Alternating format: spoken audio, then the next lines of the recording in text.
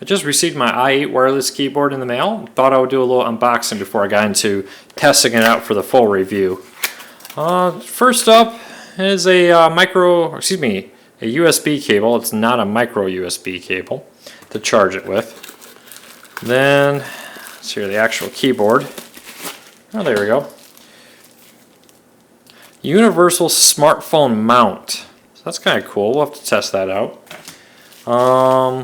Looks like a little thank you for buying it. The manual. Not a lot in this manual, though I guess there's not a lot required for it. Basic specs on it, and right here's a little quick walkthrough on how to set it up. Alright, the actual keyboard. Let's take a look at this.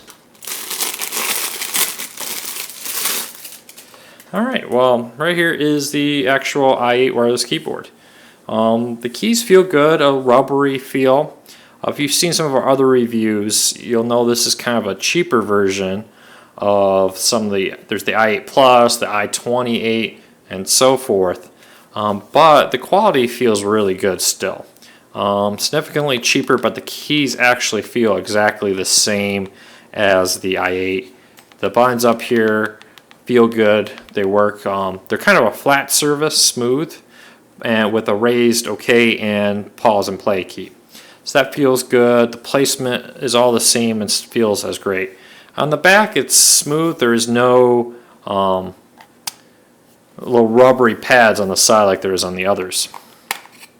See here. Okay, there's the battery, the little RF receiver. Nice thing about this version over the other versions is the battery is removable. So if it ever goes bad, you can always replace it. Where if that goes bad on the i28 or the 8 Plus, you're out of luck. So that's a big improvement there. Touchpad actually has a nice granular kind of feel to it. There's a roughness, which I like. I don't like very smooth touchpads because I like feeling my finger go over it without having to stare at the touchpad. Well, I've been testing out the i8 wireless keyboard now for a few days. Been very impressed with several key features.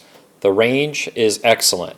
No issue sitting in my living room and reaching the laptop computer behind the TV, behind the heavy wooden TV stand. So the range, no issue. The keys feel good. Solid clicking motion so that when you're navigating, hitting the pause play, it just works. I've been testing this out with XBMC, no issues. Plug and play, volume, play pause, the menus, all that works excellent. The mute keys are all plug and play, no issues at all. So if you want this as a XBMC controller, it's excellent for that.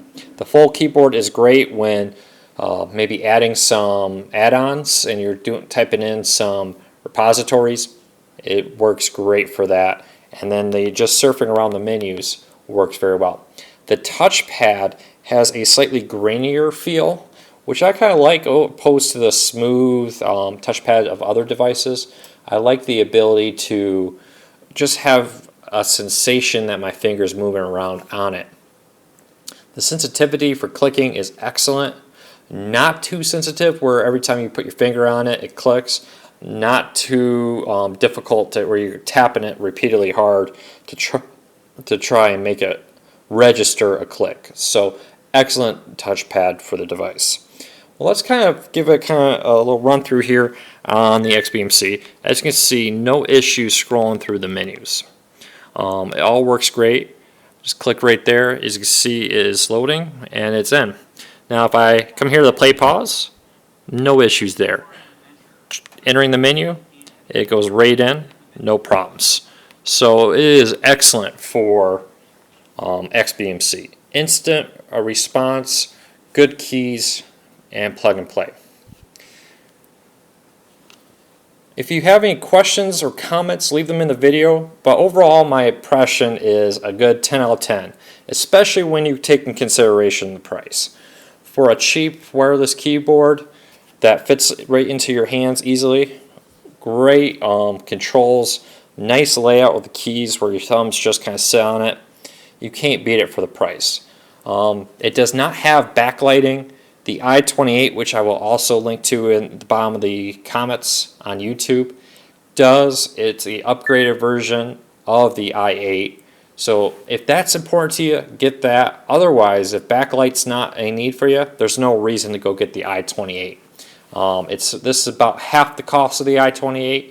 Does everything it does just as well. The range seemed to be about the same. The keys on the keyboard feel about the same. A little flatter on the touchpad up here, but that's not a big deal. So for the price, you can't beat it.